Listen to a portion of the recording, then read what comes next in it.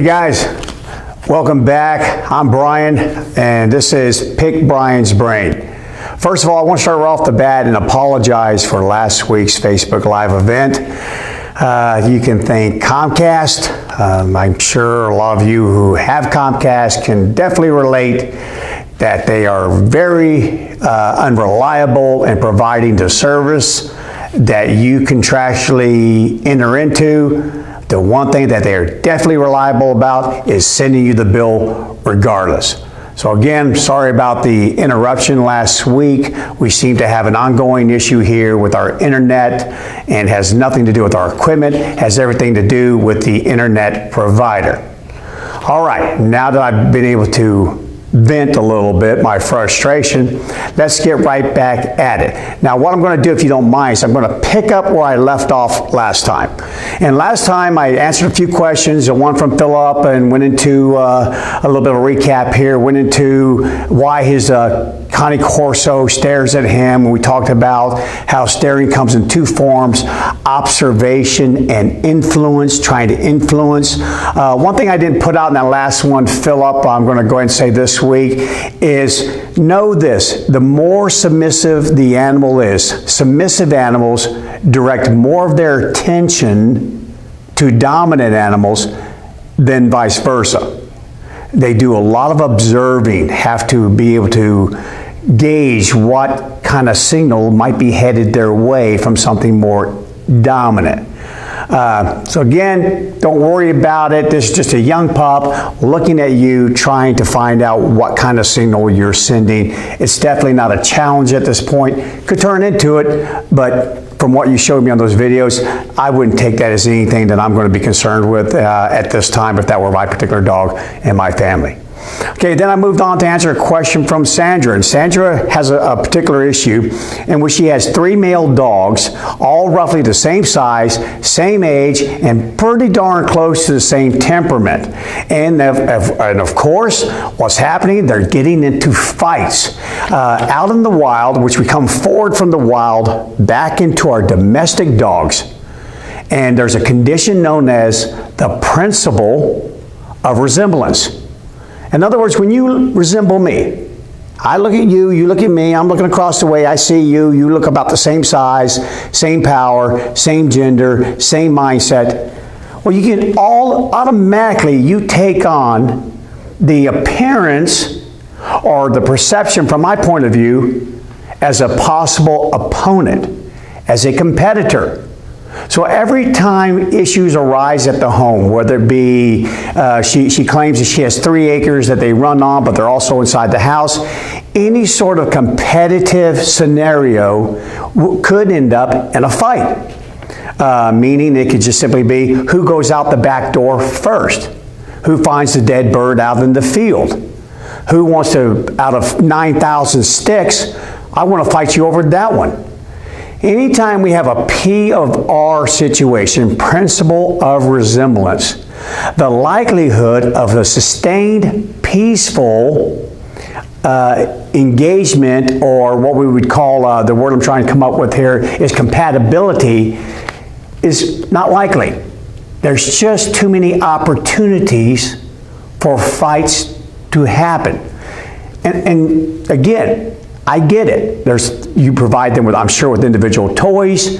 You provide them with their own food. You give them plenty of space. But again, when opportunity presents itself, then you want to make sure that you can win the object or the food.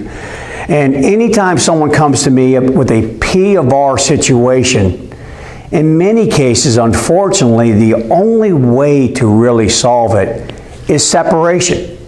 Separation, that's what the wild does. That's why young wolves grow up and move out. So therefore, young big guy doesn't have to challenge big dad. Big daughter doesn't have to challenge big mama. They leave. Nature does not want them getting into a fight, because if they do, that typically ends up as a fatality. So she uses dispersing as her #1 tool to blunt aggression. And we as a whole, not saying Sandra, but as a whole, try to force the situation. We're constantly trying to force it. We want to make the dogs get along. And that's exactly what we end up doing. We make them get along. Every time someone comes to see me and goes, hey, Bryan, I want you to help me make my 2 male dogs get along. I always say, I'm glad you brought that up, because that's exactly what we're going to have to do. You lie down over here and stay, and you lie down over here and stay, and you go eat your fruit, and you just wait a little bit. You come in the door, you stay outside. We're zookeepers. We're trying to create separation, trying to create control. And for a lot of people, not only is that very laborious and raises the blood pressure, which is the direct opposite of what owning the dog is supposed to do, it's supposed to lower your blood pressure, but it also, it's just impossible. Murphy rears his ugly head. He waits. He's patient. And next thing you know, we have this full-on combat. So again, in most of these cases, I recommend, as hard as it is, to disperse. Get rid of one of the dogs or 2 of the dogs. Try to find opposite genders. Try to find a great size disparity. Try to find a great temperament disparity. And we'll talk about more about that here in a second, because we have a question that was submitted about dominance and submission in the alpha roles. And then one other thing I want to point out, Sandra, is we sometimes forget about the perception of the dogs involved. Imagine yourself, you are contained within a house in 3 acres with 2 other women who you think at any moment are going to attack you over the least little thing, things that would not normally cause a provocation that would escalate to aggression. What is the quality of life for the animals involved? We typically forget that. We don't see it from that point of view. But I encourage every one of you to always take that into account.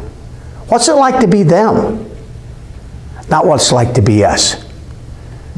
So in this situation here, unfortunately, Sandra, I'm going to recommend that one of these dogs, probably Big Mickey here, I believe is the dog that is the main antagonist. If that's the case, I don't know, you've got to play that by ear. You've got to feel it out, which one's the most adoptable.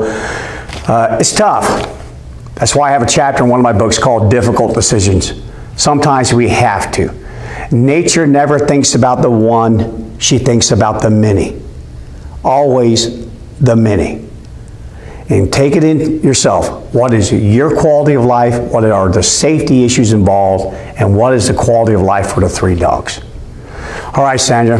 Probably not the news you wanted to hear, but again, I'm just telling you the truth. It is what it is. If you have questions on this, more of a concern, and you want me to go into a little bit more detail, just reach out to me. I'll be glad to do that for you, because it's never easy. I've lived it. I've been there myself. I've had to do it. And I'm telling you what, it was not easy. It was a difficult decision. But you know what? It was the correct decision. And everyone won as a result. The dog, me, my family. Okay, let's move on here. Got a busy day today because we just had to get caught up from last week. Now we have some great questions that came in this week. Guys, I really appreciate it. Sometimes I guess you probably don't realize it, but some of these questions that come in have many layers. And maybe that's just me. I love what I do. I study it. I've lived it. It's all I've ever done. I have worked with one social predator after another, one species after another, from marine mammals to lions to wolves to dogs to humans. I love what I do. And sometimes when these questions come in, man, they are really, really good, because it gets my juices flowing, and I hope I can put out information that helps you, even if it's not your situation, even if it's not your question. All right, so the next question we're going to move on to comes from one of our own employees here. We call her Libby, but I'll call her Elizabeth. And I'm going to go ahead and move on to her question here real quick. So let me hop on my laptop here, change things up. There we go. I'm not the best in the world here about operating technical things, but there we go. And this is from Elizabeth, and she writes in, hey Bryan, can you retrain a working greyhound? Wow, how coincidental. Just last night, a lot of what I do is called canine pharmacotherapy. And it is where I evaluate dogs to determine if they're possibly suffering from a mental disorder, a condition very similar to human beings. And by golly, coincidental, on top of coincidental, there was an article in the USA Today last night that is telling us and informing us that Florida will be closing all of their greyhound racing tracks. This is directly related to treatment of these dogs, and kind of goes into my answer here for Elizabeth. Can you retrain a working greyhound?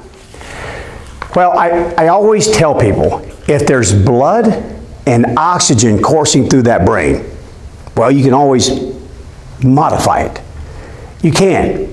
It's hard, much harder with people who are stuck in habits. Very difficult for dogs who have developed what we call fixed action patterns, but it still can be done. What has to be weighed at the end of the day is how much stress is incurred. Is the cost worth the benefit?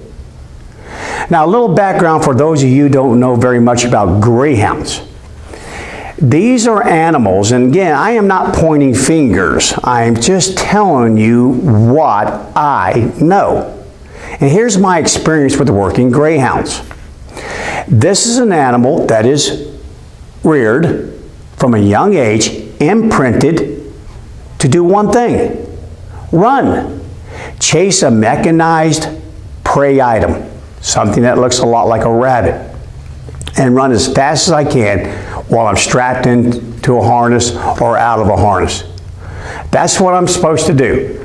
I'm not imprinted to be a future companion for people like myself.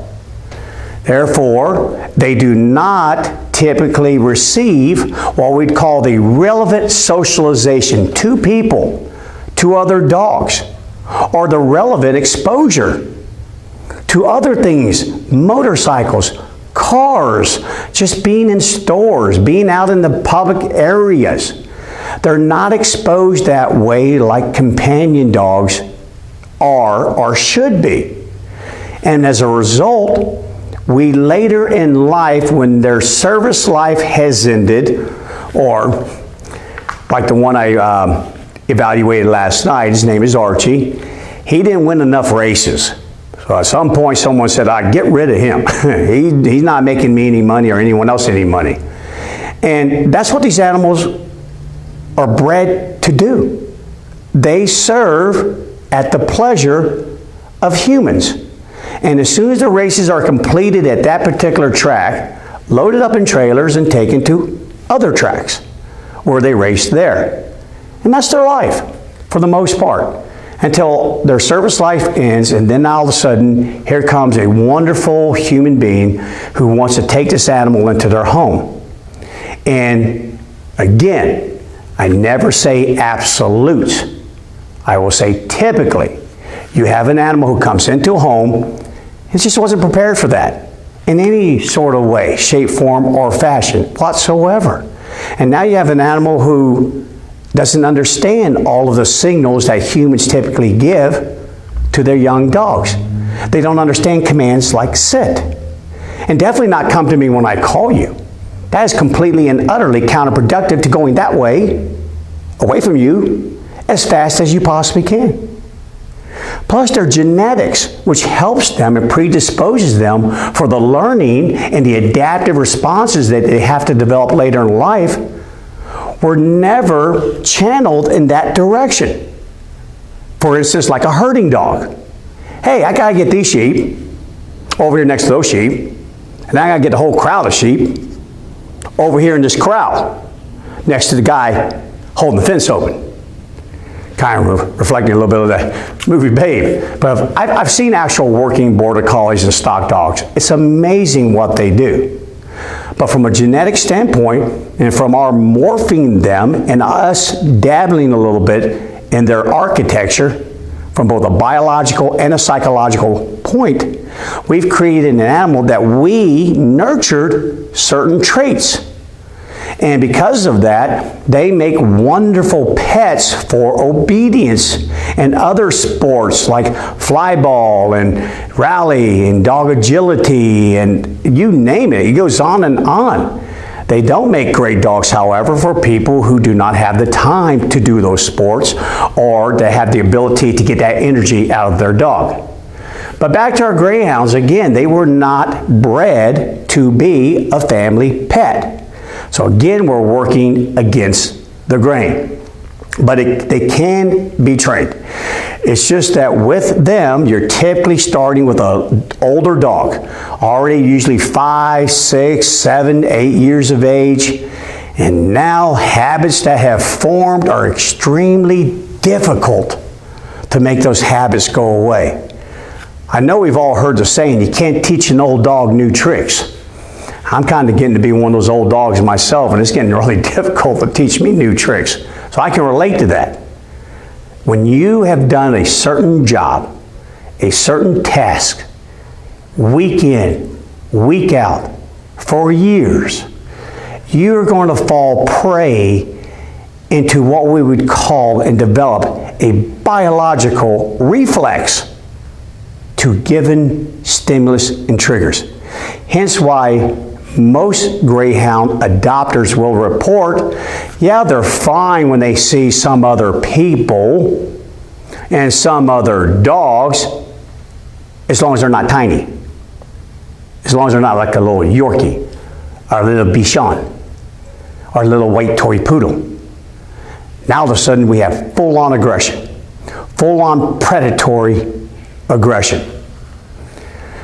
I was watching a greyhound for someone one day and had a big, large chain link field. And I turned the greyhound loose to run around, go potty. And unbeknownst to me, there was a rabbit, a real rabbit, at the very end of that field, which was about 60 yards away.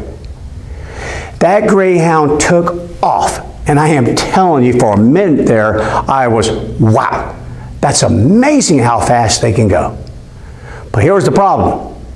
That sight hound, using its eyes, using mostly visual for the prey, to chase the prey, not scent, but visual, locked in on that rabbit so hard, with so much intensity, it never saw the fence. And it hit that thing at full speed and it folded up like an accordion. And I thought, oh my God. I just killed that darn greyhound. That thing just got killed. Dead on the door now. I went down there, sure enough, a little dazed, got up, stretched back out, kind of like one of those cartoons, you go accordion, stretch back out again, and I'm just going, oh my gosh, thank goodness you're alive. And of course, where's the rabbit? 4 feet away on the other side of the chain link. That little thing waited till the last second, ducked underneath that fence, and then stood there and enjoyed the entire show. That's what you're dealing with. You're dealing with side animals that have been chasing small prey, and therefore when small dogs come along, we have a little bit of a misinterpretation, a little bit of a mis-ID. So it's imperative that you teach dogs like this to come when called. It's imperative that you teach them to walk next to you and never suddenly pull you, because you could be caught off guard. Next thing you know, you're flat on your face. It's imperative. To me, if I owned a greyhound, I'm going to immediately embark upon working on those behaviors, and I'm going to keep in mind they're going to take longer. I'm going to park my impatience to the side, and I'm going to work diligently, but slowly, ever so slowly, always measuring how much stress is this animal taking at this moment. How much? Never reach that point where the benefit is completely and utterly exceeded by the cost. This will require a very watchful eye, very cognizant. Move slowly, lots of rewards, but also, hey, balance it. If this dog tries to pull, you got to correct. And in one of our Facebook Live events, we talked about healing, and we'll cover that again probably next week, because it's so important to people. We'll also work on come when called. That has to happen. And that's going to be a very difficult thing to get done. But in short, Elizabeth, yes, they can be trained. they can be taught to modify behaviors that have sat in for years. It's just going to take a little bit more work, a little bit more patience. You have to obey all the rules, stereotype the signal, stereotype the response. All of these. Constantly working towards your goal. My personal experience, having trained a few hundred greyhounds over the years, if the average dog about the same age required me to spend 2 months to train it to come when called, as a minimum, double that. 4 months, 6 months. Again, there are exceptions to the rule. But yes, you can indeed train them. Well, Libby, you know where to find me.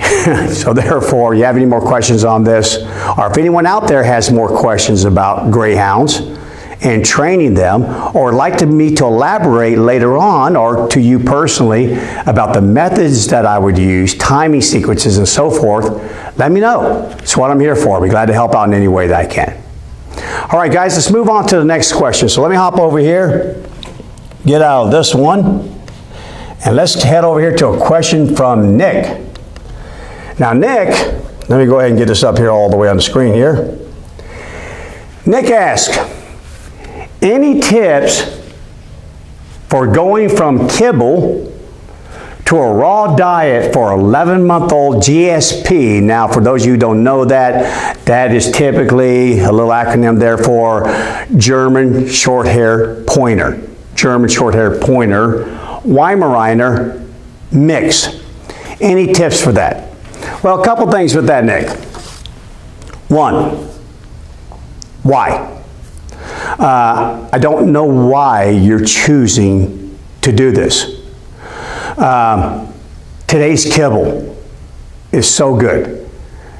Dogs are not suffering. They're not suffering from malnourishment, not getting the right ratio of vitamins, nutrients.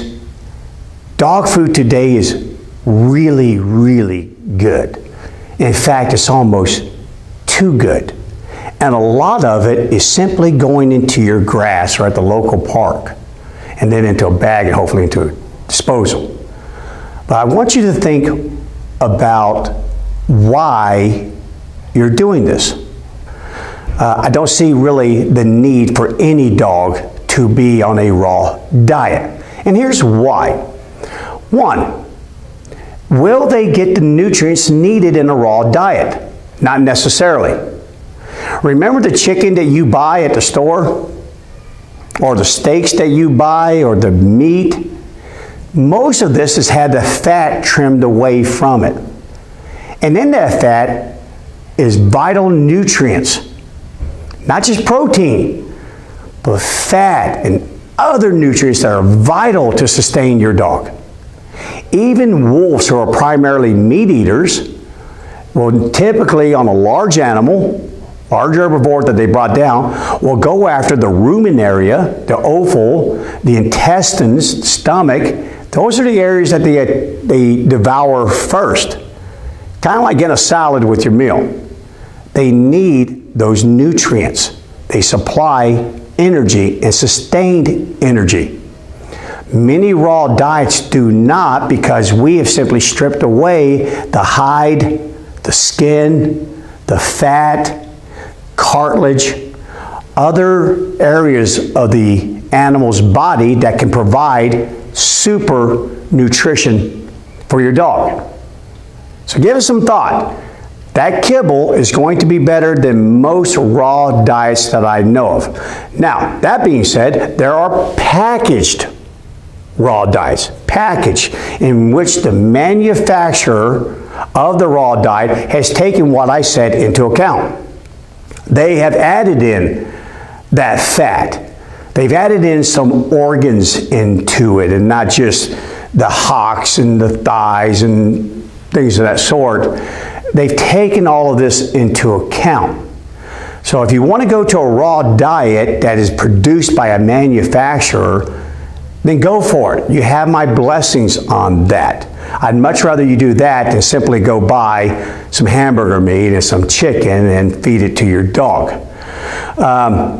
But another thing to think about that I want you to take into account. Your dog, if it's 11 months old and it has been on kibble for that time, then your dog's body has built up a microbial population in its gut. And it's used to that. You go switching from kibble to a raw diet, if you're going to do it ever so slowly. We all kind of learn through our own self-discovery. You're going to learn that one too. Every dog that I've known where the owner switched immediately from kibble to a raw diet, they were definitely sorry that they ever did that. It's kind of like you. Let's say you go to a store and you order up a turkey sandwich every day. Every day. And you do this day in, day out, and you do it for 11 months. And that's all you ever eat. Now you decide, I think I'm going to go to a Mexican restaurant tonight and maybe get one of those big old spicy burritos. Yeah, go do that.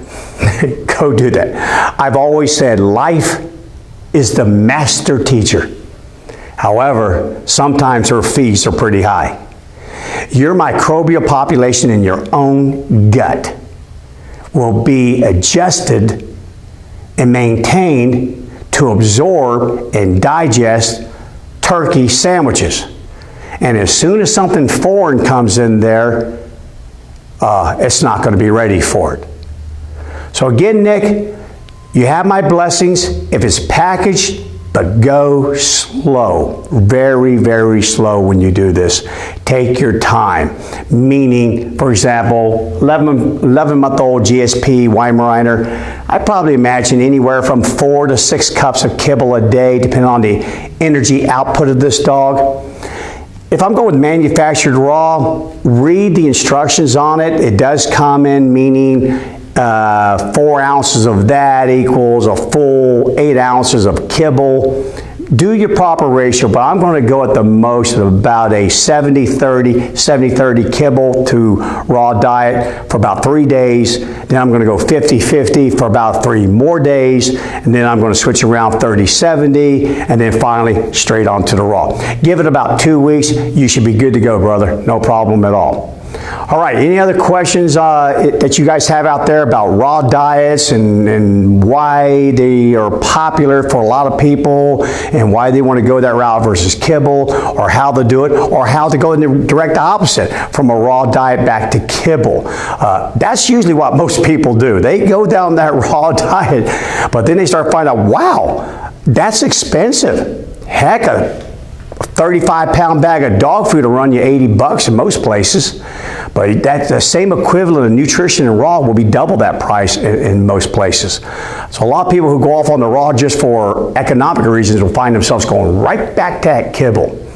But if you do, same rule applies. Give it about 2 weeks to make that transition over to that kibble. And then lastly on that, make sure it's a good kibble. Kibble runs in good form, good food to bad food. Do your homework on that, look up nutrition guides, and kind of adjust it, by the way, as your pup grows older. As soon as it gets a little bit older, Nick, it's not going to need as much food as its metabolism slows down. All right, let's move on to the next question here, because man, these things start getting really good really fast. Not that Nick's wasn't good, they just get a little bit more involved. So I'm going to hop over here to a question that was put in here by Juju Bean. Okay. Now this question has a little bit more involved than just this. This is actually how the question starts. She writes, if the whole alpha thing is a myth, then why do dogs display dominance? Now that's just the first part of this question, so I'm going to go ahead and read the rest if you'll allow me, because I think you kind of need to get tuned in on this. She goes on after this and writes, I'm honestly getting tired of my 8-month-old golden humping my 2-year-old. Now, of course, we had to read the rest of this in First question came to mind, 2-year-old what? 2-year-old child, 2-year-old other dog, 2-year-old horse. What is it? What's the 2-year-old? But again, Juju, I'm kind of going on the assumption that this is a child. But regardless, the answer is still going to be the same. But I'm honestly getting tired of my 8-month-old golden humping my 2-year-old. I've never considered getting rid of a family pet, but everything I'm being told is a contradiction and is confusing to me. Hey, welcome to the world. Holy moly. It's the whole darn thing is a walking, living, breathing, spinning around, rotating, evolving contradiction. And if there was ever a contradictory type industry, it's the pet industry. And I've been over that's before, and I'm not going to hop on that soapbox today. But this industry has no accreditation, has no certifications that are required for you to work or make your living giving advice about pets and pet behavior. So anyone who thinks they know this, anyone who loves dogs can have a slick website built, business cards printed, and by golly, they're on their way.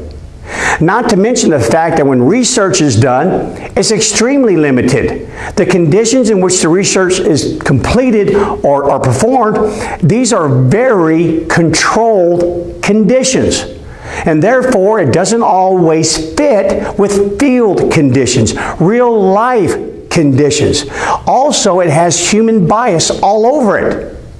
We can't help but project our human behaviors, our human traits into everything. We name ships after women. Our dogs are little people in fur coats. My gosh, no wonder the whole thing is contradictory, confusing. You just want to pull your hair out. It's kind of like you read one day, hey, having a couple beers a day is wonderful for your heart. It'll actually make you live longer. It's awesome. And I'm going, sweet, awesome, sweet. I finally got some good news. Because I do like a craft beer or two. I'm just going to be honest with you. But then all of a sudden, a week later, here comes another report.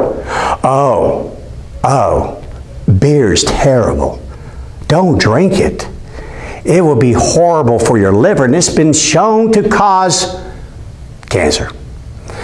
So again, welcome to life. You've just got to be able to weed through it and see what rings in that common sense bell in your head. What speaks to you where you go, you know what? That makes sense.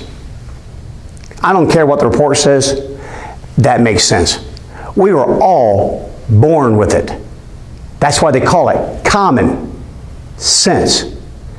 Never ignore that part in your head. Okay, and then she goes on to write, it repulses me and causes me great anger. There we go again. Kind of like when you see a dog eating poop. I hear people all the time, it gags me. It's repulsive. It's disgusting. And they're saying this to me and then giving their dog a kiss. And then their dog's licking her face. And I'm going, okay, excuse me, just a minute ago, I think your dog was eating poop. And now it's licking you in the face. Sometimes you just go, what the heck is going on here? But again, that anger, because it does repulse, it's causing you, because it's repulsive, I can get that. But we have to take things within a context, and that's vitally important. It's vitally important that we do not ever use pure anthropomorphism, meaning we impute our human qualities into dogs, to ever assess anything that they do. In most cases, we should take an anthropo-denial approach. And in others, more of a critical anthropomorphism. But that's really involved, and I won't spend time on that. I'll save that for another time. And she just wants it to go away. That's really what she wants to do. Just go away. So if you don't mind Juju, I'm going to kind of add a couple little things to this here. So I'm going to turn my board. I'm going to kind of write on it a little bit because I'm one of these people that loves to doodle and kind of give my little notes on things. First of all, is the alpha thing really a myth? No. Meaning, it all depends on how you, again, got to take it within context. What does alpha mean? Is it the beginning and then the omega is the end? Is it superiority, inferiority? Is it number one or is it last? What does that even mean? But do know this one thing that we can take. Dominance, meaning you are influencing the behavior of another to do your will. Kind of in short, kind of what it is. I'm giving you a signal and I want you to do a certain behavior. When you comply with that, you at that moment are being submissive. You're responding. So let's take that even deeper. First of all, dominance is, I'm going to make that a little bit fatter, a little writing on there, is required. It's essential. The behavior of being dominant, which means you are being antagonistic, meaning we have agonism. It's essential for living in large social groups. It is the glue that holds groups together. Think about it. Name me a country that has no leadership. Name me even a club. Name a football team, another sporting team. Any organization that has no leadership. If you can tell me that, it won't be there for long. We don't always get along. We are social predators.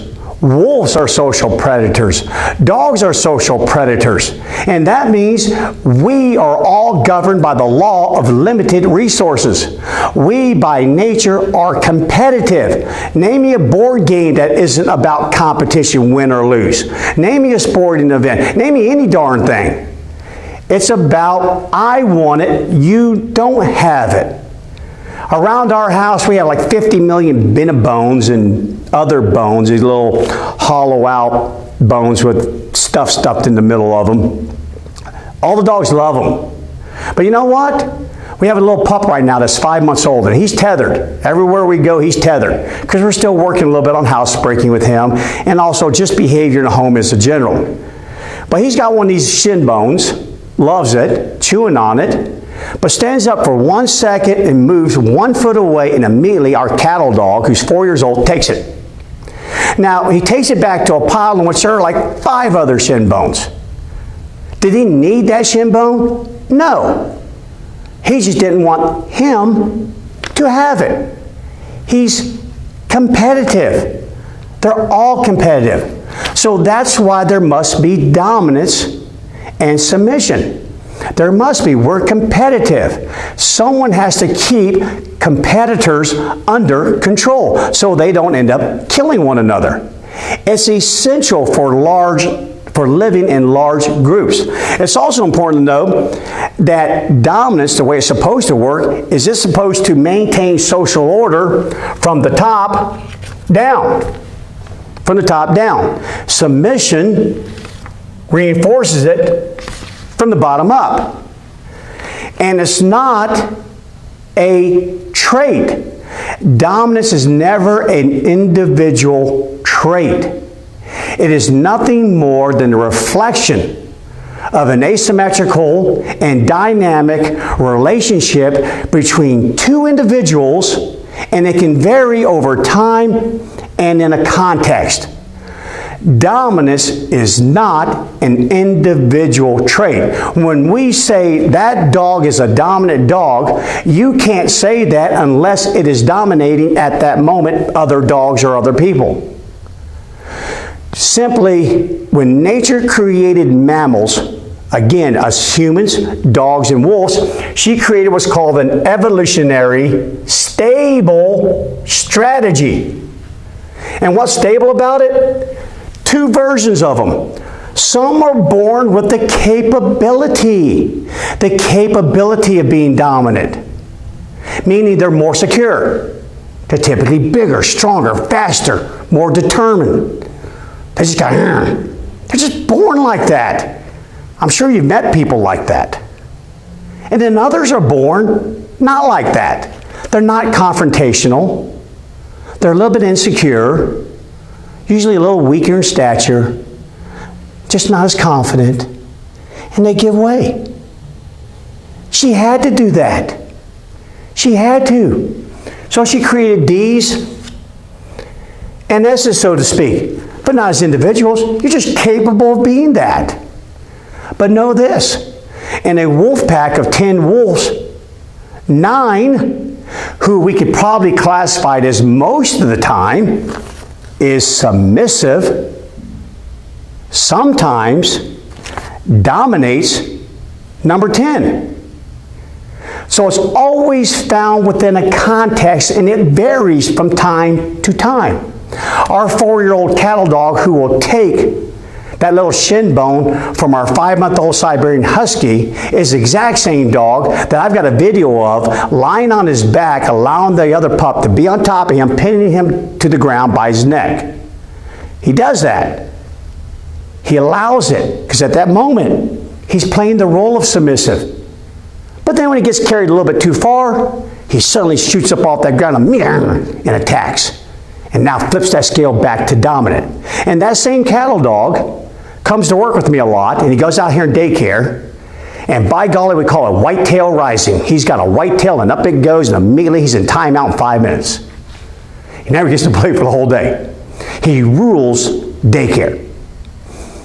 Until Blue comes along. Now, Blue's a big Cane Corso. Big, powerful, determined. So when he shows up at the same time that Captain's out in daycare, here's Captain. Hey, Mr. Blue, how are you today? I am at your will. Meaning he went from dominant to submissive in the blink of an eye. And welcome to life. That's what we do. If you guys work, do you work for someone? But you can classify yourself as one of these type A personalities, one of these pushy human beings. Amen. That can be me sometimes. But you know what? I give way as well. You go to work, you have bosses, you give way. But when you leave work and you go to this club that you're a member of, maybe you're the president in it. So keep that in mind, Juju. This whole alpha thing simply is situational. Being a dominant creature requires capability. You're born with the capability of doing it. And B, you're presented with an opportunity to do it. An opportunity. It requires both of those. But it is not an individual trait. So now back to this. It is required. Don't be afraid of it. It's absolutely required. Agonism and any sort of antagonistic behavior, and that's what you think this humping is, it is actually required. It conceptually tethers dominance and submission together, allowing them to interpret one another and to reinforce one another. It is required. Now, back to the humping, or what I term as mounting. Mounting can be caused or can be generated by many things. Typically, it's more accurately assessed when it's done with dogs, when they do it to one another. Dogs have horizontally built bodies, and I've got a video coming up here in just a little bit that'll show this. And when wolves perpendicularly mount, meaning not from the rear but from the side, that again can either be a dominant move at that moment or it can be a submissive move at that moment. It all depends on are they pressing down. It all depends on the context in which it's taken. But mounting isn't always, or humping isn't always sexually related.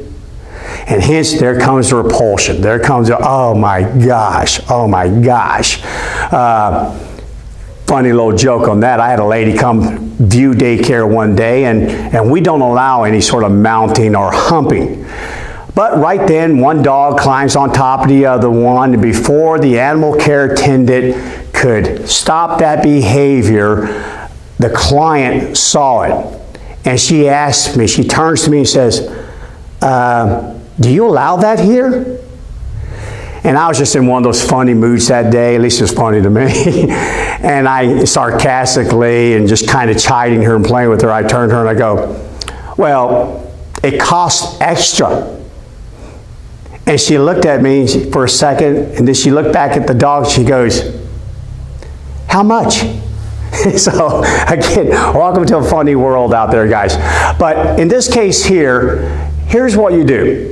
Not all dog behaviors, natural or not, whether it's dominant or submissive, whether it's something that you enjoy or something that you find repulsive to you, you control what happens. You do. I have certainly had young dogs try to mount me. The problem is I'm vertical. I'm not horizontal. So there is no perpendicular mounting. They mount on usually an extremity, the leg, or if you happen to be down on all fours, maybe on the side, maybe in the back. With a young dog, an 8-month-old golden, more than likely this can be attributed to simply puberty, to growing in a sexual way. Absolutely. 8-month-old dogs can impregnate another animal, but an 8-month-old wolf cannot. And there's one of your differences. But again, regardless of why it's happening, I would not mistakenly chalk it up to dominance, because it may not be that at all. But if you don't like it, make it go away. Control it. Meaning, hey, off. Or lay down. Stay while your child moves around. Control it. Just because it's natural, kind of like jumping. Jumping's natural. They're trying to achieve a head level status with me. Man, it's a long ways up here. Doesn't mean I allow it. Off. Off. So Juju, take control. Don't wrap your head too much around this dominance. It's always found within a context. Every living thing is capable of doing it. Some are just more capable than others. You control the situation. Sometimes you give in, sometimes you take over. It's just a blend. It's a beautiful balance between you and your dog. You do the same thing with your family. A lot of compromising, going back and forth. But at the end of the day, keep your child safe, control the situation. If you need help learning, teach your dog how to do any of these behaviors, hey, I'm sure there's a lot of trainers around. If not, reach out to us. We'll definitely show you how to do it and get it done. So I hope that answers that. Oh, and by the way, just one other little thing on that. I read something not too long ago, and it was informed by one of my trainers that we have some people that believe that dominance is created by fear. No, not in the way that you think. And again, I can't read people's minds, so you may have meant it in another way. But just kind of know this. When it comes to predators, there's a rule out there. There's a steadfast rule. Conflict is dangerous. Conflict is dangerous. If you fear something, something is a threat to you, you really don't want to engage it. You just want to get away from it. Only when the getting away part is not available do you now engage it. But even 2-ton great whites will use camouflage, meaning the darkness of the ocean. They'll go down to depths of over 200 feet or more. And now the water's really dark at that depth. But they can see up, and they can see the sea lion or the seal going across the top of the ocean. And they, with the powerful bodies and the sudden thrust of that fin in the back, they propel themselves up at tremendous speeds and ram and pulverize the body of their prey. And is all of that necessary? Is it necessary to get up to 20, literally 30 miles an hour coming from a depth of 200 feet when you weigh 2 tons and you have over 300 teeth in your mouth to pulverize a 60-pound body? Yeah, if they think it's that important to not engage in contact, that all contact is risky, then don't think for a second that dogs don't think that either. You don't try to dominate anything when you're afraid. You try to get away from it. You don't want that contact. You want to get away from it. So I just want to clear the air on that. Again, right in here, love to discuss that back and forth. Again, I can't read people's minds, so you may have been thinking about a different thing, but I just want to kind of point that out there. All right, let's move on to another question. I told you guys we had a lot to cover today, so let's get on to the next question. And that question comes from Paul. And let me get out of here, and we'll go and answer Paul's question. And I'll kind of go through this one as quickly as I can here, and I just erase some of my stuff I have on here so it's not in the way. Okay, Paul writes in and says, if it exists, what does depression look like for dogs? Can dogs become depressed as a result of change? If there's probably one thing out there that can cause an animal to reach a state that is similar to a human depression, it is change. They thrive on the familiar. They thrive on it. Oh my gosh, I'd probably poke my eyes out with a fork if I had to live each day the day that your dog would thrive on. Meaning, take the same walk at the same time on the same route, then come home and eat the same kibble or raw food at the same time, and take the same nap and have the same people come over. Oh my gosh, same. And I'm thinking I'm going to kill myself. But that's what your dog thrives on. They thrive on that. And whenever there's a big change in their lives, they're not quick to adapt to it. Now, some do better than others. Again, remember, nature created two versions of mammals. So if you're born that confident thing, more secure, you handle change easier than the one who's born a little insecure, a little not so confident, a little afraid. They don't handle it as well. We have a board and train program here, several of them. And every dog that walks in, I don't care what age they are, I don't care what breed they are, and I don't care if they're born that confident thing or that not confident thing. Every one of them, the first day or two that they're here, they're clicking their heels like Dorothy, trying to get back to Kansas. Dogs don't do well with change.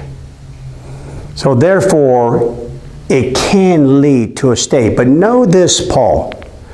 In order for that to happen, the stress that came from that change has to be with the animal for a long period of time.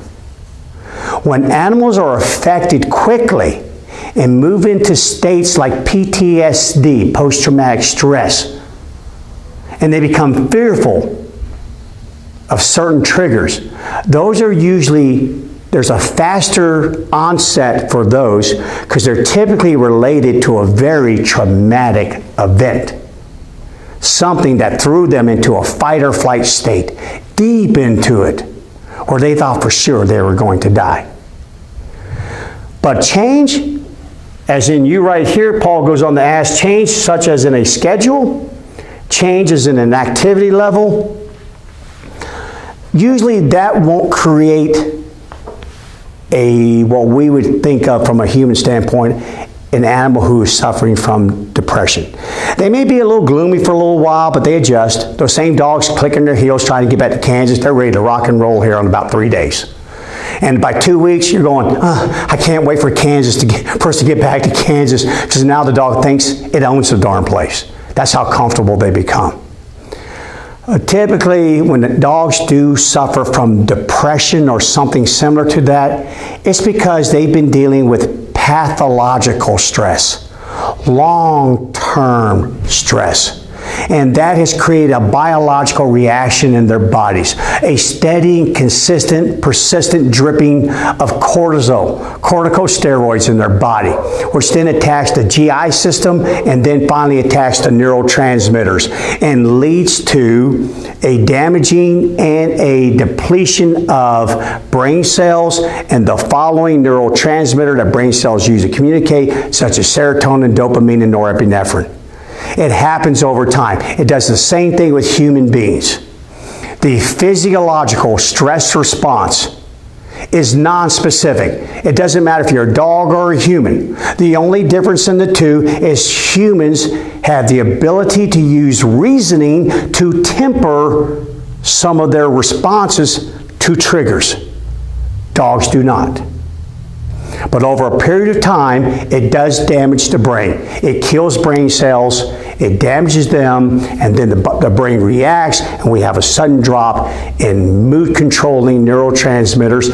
And when this happens, that mammal's ability to assimilate the information being inputted becomes not normal. It becomes wrong, haywire, not perfect, dysfunctional. In other words, they start to take on the same sort of characteristics as someone suffering from depression. They're anxious. They can't seem to get comfortable. They pant. They're hypervigilant, or they just want to sleep all the time, or they don't eat. They take on all sorts of behaviors. It's really sad. And it has to be repaired using both chemicals in most cases that manages the dog's physiological response, and then therapy has to come in to deactivate and counter-condition known triggers. But trust me, when you cannot properly assimilate the information coming into your head the way that nature intended for you to do so, you start becoming paranoid, manic, depressed, OCD. That's how we came up with these words. Because your behavior changes. And you'll see it in your dog. So yes and no, Paul, to your question. Typically, changes that you described do not usually lead to any sort of depressive state. Anything that I'd call a mental disorder like depression. It can cause the animal to be depressed. I'm depressed. When I didn't win that big Powerball that they had just recently, I was depressed for a little bit. Yeah, we can all be a little depressed, but I think we know what you were asking. No. Typically, that kind of change and low activity won't usually lead to that, unless the dog incurs that as a high stressor, and that is maintained for a long, long period of time, over many weeks, months, or years. And then it finally attacks the body of that dog. All right, I hope that helps, Paul. You know where to find me, brother, if you have any other questions on that. Okay, I want to move along real quickly here. So now, the next thing I want to cover is about 2 Facebook Live events ago, I showed you a video in which the owners of a particular dog, a young dog, only about 6-month-old dog, showed a tiger, a stuffed tiger, to this dog and advanced toward the dog, holding his tiger at about 6 feet high. And the dog was immediately fearful, immediately was growling, backing up. Again, I don't want to have any sort of contact with this advancing stuffed animal who's staring directly at me. And I went on to explain how that was not an accurate test to gauge whether this animal would be an aggressive animal in the future, because these owners feared for their young child who may be handling and playing with stuffed toys that resemble animals. And I went on to explain how Red Zone, a stuffed dog that I have who's not alive, and another one known as Flat Black, another little stuffed dog that I use to evaluate dogs. It's one of the first tests that I do to determine if they're suffering from maladaptive conditions. And then I move on to real animals. But the reason why this invalidates, that little tiger invalidates a proper assessment, is because when eyes don't look away, when you are frontal facing, when you're not moving, all of these signals combined with many more indicate that you are aggressive. And I want to show you an example of that. This little video was taken from an overhead camera that we have that runs all the time here. And with the owner's permission, I want to show you a dog named Willie. Willie came in, and Willie's behavioral assessment form and the interview with the client indicated the dog was reactive to dogs, meaning he typically go in that red zone. Allow me, if you will, to show you this video, because in the video you're going to see red zone, and watch the reaction that red zone creates in this young dog. Give me a second again to work my stuff here. And here we go, and I'll blow this up. I'll attempt to blow this up. There we go. I'm going to move this out of the way, and I'm going to hit play. Okay, that's Willie, client. I'm behind this door here, and here comes red zone, a stuffed animal. Now watch that tail on Willie. Straight up. Standing taunt. The leash is taunt. Again, I shut the door and red zone disappears, and now Willie starts to relax. But then suddenly the door opens again, and red zone is peeking out. Dog is taunt, leaning forward, taking a step or two forward, but now the tail starts to move a little bit, indicating that the dog is in a little bit of a conflicted state. Now as the animal gets closer, red zone, you'll see the dog move deeper and deeper into a conflicted state. The tail is wagging at a much higher rate, and if you'll see it dip mostly on the left side. Dip mostly on the left side. And because of that, that's an indication that the right hemisphere of the brain is working, which is the side of the brain that controls emergency situations, fight or flight. And I know I'm running over just a little bit, but just give me another minute here, guys, and this will relax. As I move back and forth laterally, you'll see the tail wag more, and you can hear the growling. If you're not, the dog is definitely growling. So I'll growl for you. But that's what's happening here. And this, again, is a stuffed animal. Anytime a threat moves laterally, it'll always throw the mammal into a conflicted state. And the reason being is because it's not leaving me, but it's also not attacking me. Well, now I'm coming directly at the dog, and you see the dog ready now to go backwards, stretching forward, trying to smell, trying to figure out what's happening with the big stuffed dog, and now it backs up. But then when I turn, it advances, starts to go into what we call urogenital sniffing, trying to identify this particular animal. I move away, it now follows. But now watch what happens when I come back. Now the tail drops more down on the lower neutral to submissive, and now the dog's trying to avoid, backing up. I advance. But then I'm going to turn. First I raise up red zone to make him a little higher. The dog advances cautiously. And as I turn, you'll see him, and if Juju, if you're still watching, you'll watch this dog immediately mount. Now in this case here, this was a submissive animal mounting to gain control, trying to control the situation. And now he continues to bite red zone. When I try to move red zone just a little bit, he grabs him with his mouth. And again, he's not treating us like a toy. Now that you're down, I want to keep you down.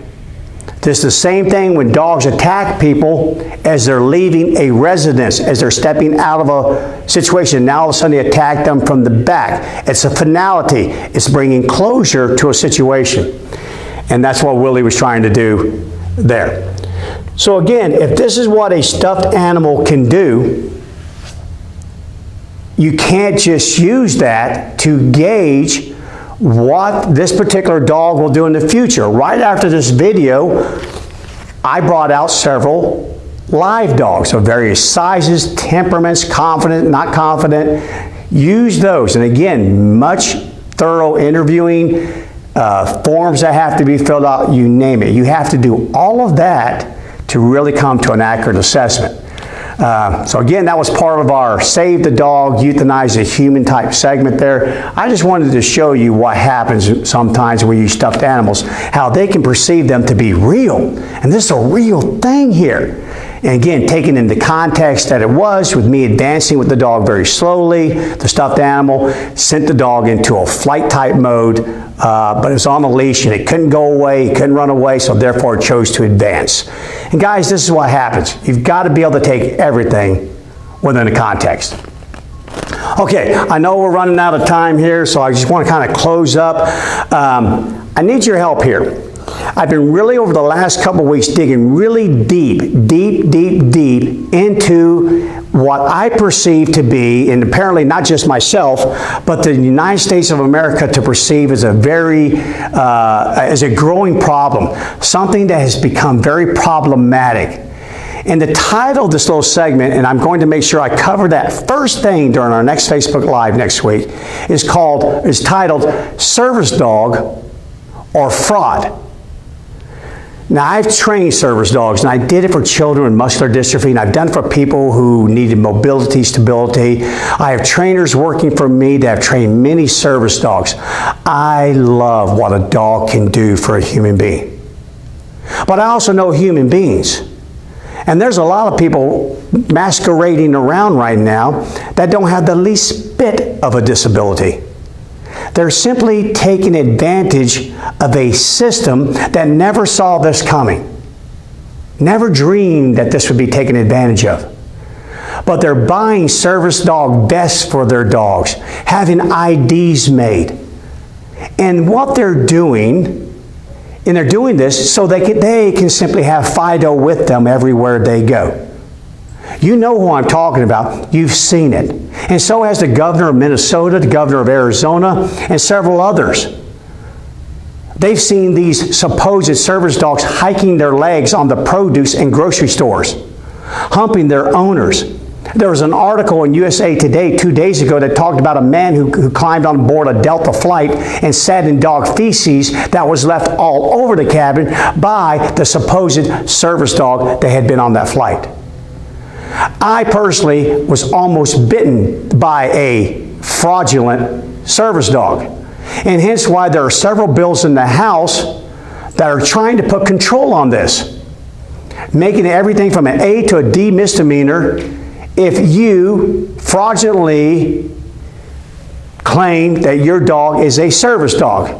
And when you look under service dog, and now allow me to hop out of this real quick, I'll just actually go to another source here.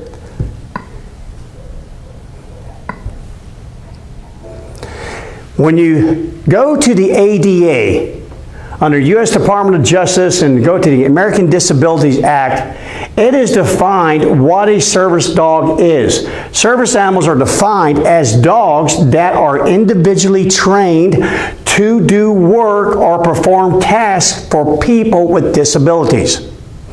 Now, this new gray area has moved in called support dogs, not service dogs, but support dogs.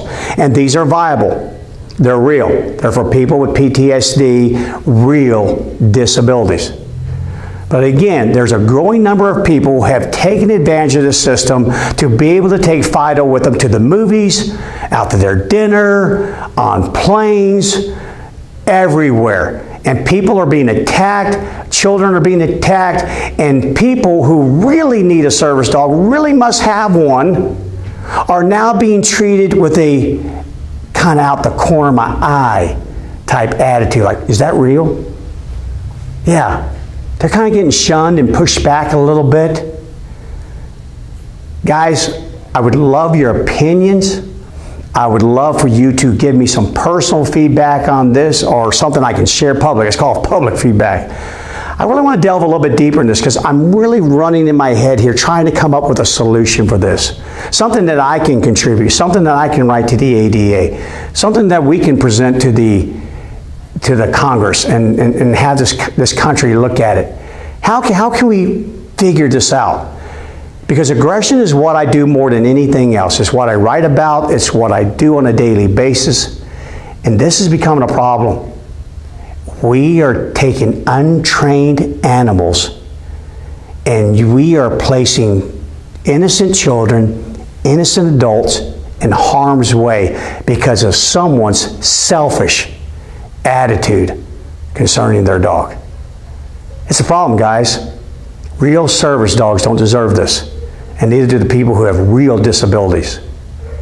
I want to hear from you. Yay! As far as I know, were we good, guys? Did we run out of internet or anything? We're good to go. Hallelujah. Hey, guys, I know I ran over, but man, you guys shot us some good questions. Send them to me. We're going to be here next week. Same bat time, same bat station. Oh, geez, I hope I don't get in trouble for saying that. But we're going to be here on next Thursday, 1 p.m. Central Time. Guys, loved having you. Hoped what I put out today helped. Have a blessed week. Be good. Control your dogs. See you next time.